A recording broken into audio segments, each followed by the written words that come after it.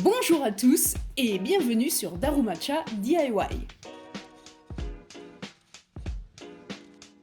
Oui, c'est bien notre logo, le Daruma.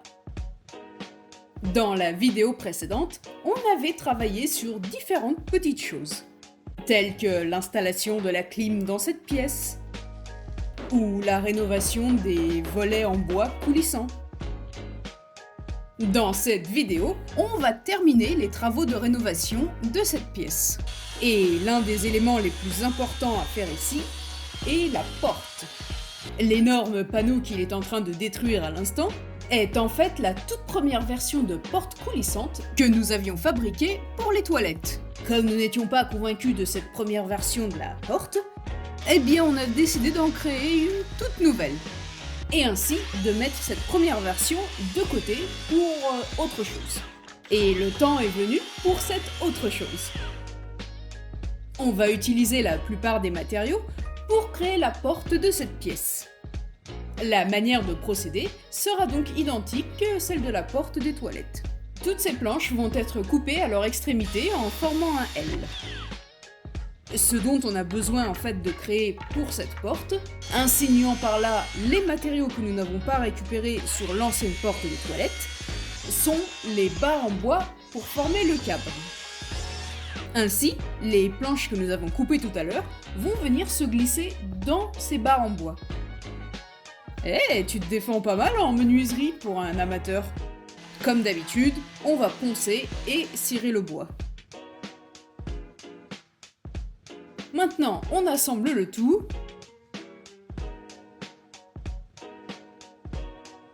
Comme je l'avais mentionné tout à l'heure, les planches en bois vont venir se fixer dans le cadre.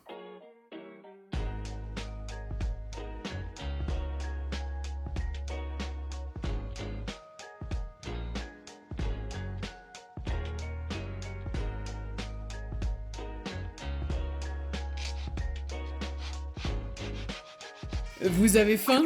Si la réponse est oui, alors vous devez liker cette vidéo. Ça marche aussi si vous avez soif. Ici, c'est le centre de la porte, où l'on a empilé 3 de ces panneaux.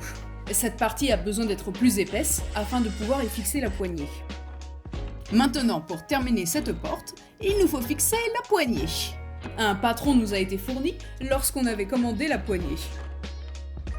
Ce qui est pratique parce qu'on va savoir comment et où placer la poignée. Poignée, poignée, poignée, poignée, poignée.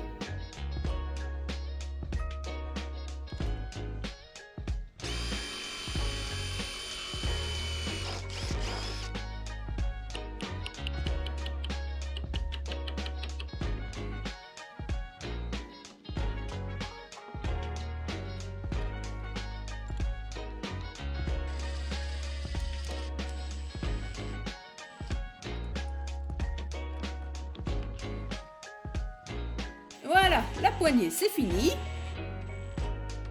Maintenant, il faut qu'on se focalise sur les charnières de cette porte. Ce qui veut dire qu'on va devoir venir tailler un petit peu dans le bois, comme ça ces derniers pourront venir se fixer ici. Il y en aura 2 au total. Et on n'oublie pas de tailler un petit peu dans le cadre également.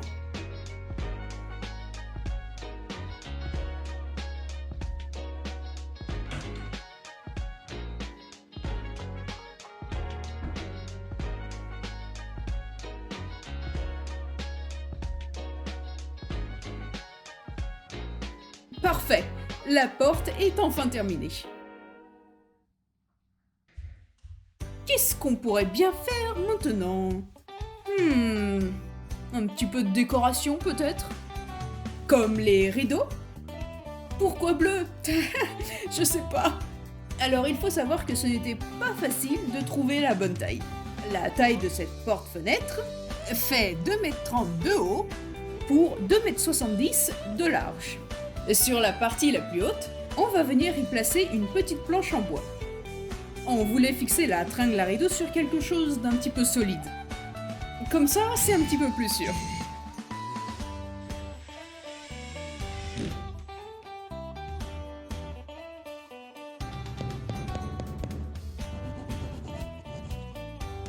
Ouais, c'est pas trop mal.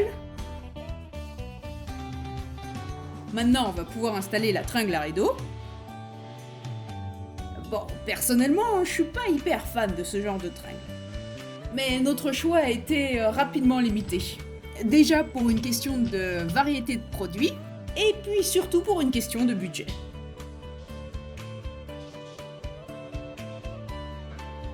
La distance entre la fenêtre et la clim est assez étroite. On commence par fixer la planche en bois.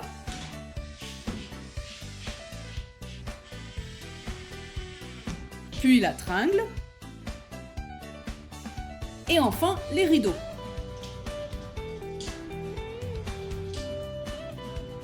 Ouais, au final, l'espace ici est pas plus dérangeant que ça. Bon, c'est un petit peu serré, mais ça ira. Nous avons également remarqué qu'une des moustiquaires avait un trou. L'on va changer ça rapidement. Avoir une moustiquaire sur chacune des fenêtres de sa maison, c'est une norme au Japon. Il existe plusieurs tailles des trous du filet et également plusieurs couleurs. Et il en va de même pour le caoutchouc qui maintient ce filet en place.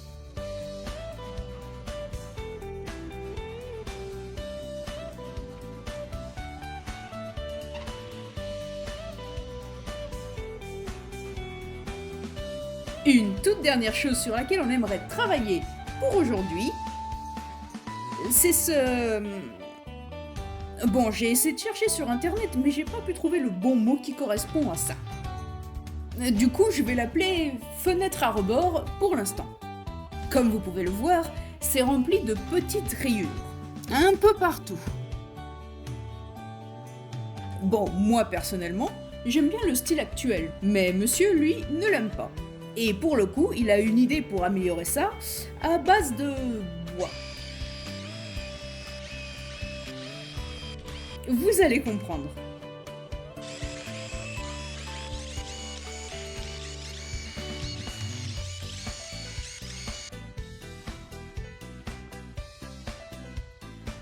Vous avez deviné ce qu'il essaye de faire alors ? Eh oui, il est en train de recouvrir le rebord fenêtre avec des planches en bois.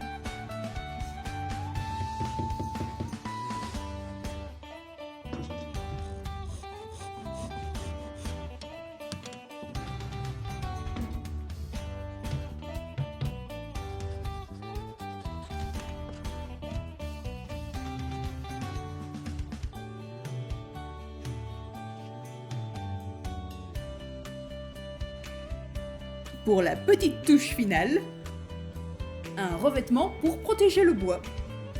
C'est étanche et ça fait briller. Et ça pue aussi.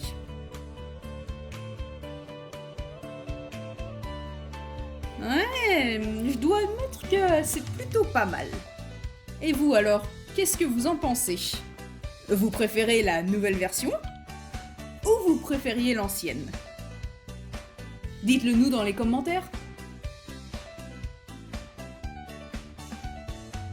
Avant, lorsque l'on avait acheté la maison, l'ancien salon ressemblait à ceci. Et après 1 mois de rénovation environ,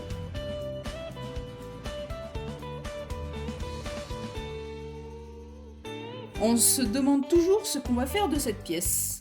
Peut-être notre chambre à coucher ? On verra bien.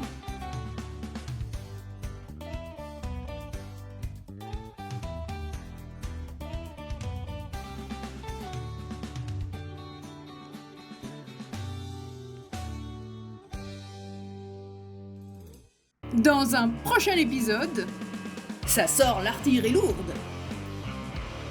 Ah, ça rénove. On a acheté un nouveau jouet.